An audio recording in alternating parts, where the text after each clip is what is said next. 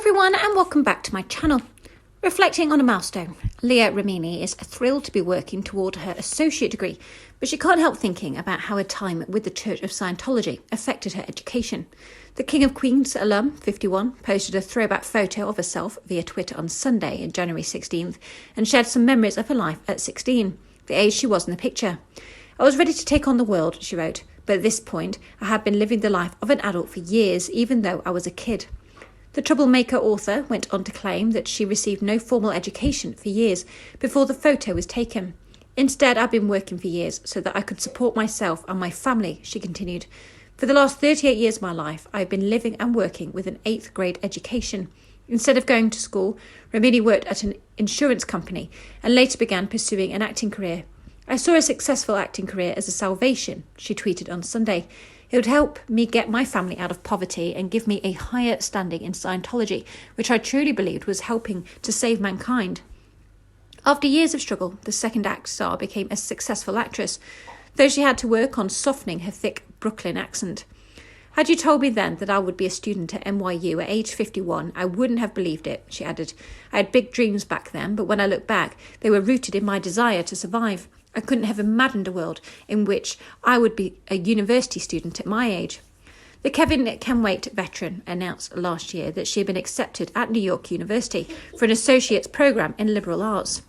"For someone like me, a person who desperately wanted a higher education and options in my life, coming from a cult and a family who didn't value an education, this is a very big day for me," she wrote via Instagram in May 2021 alongside a photo of her admissions letter.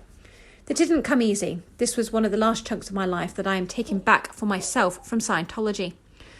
The New York City native has remained outspoken about the controversial religion since quitting the church in 2013.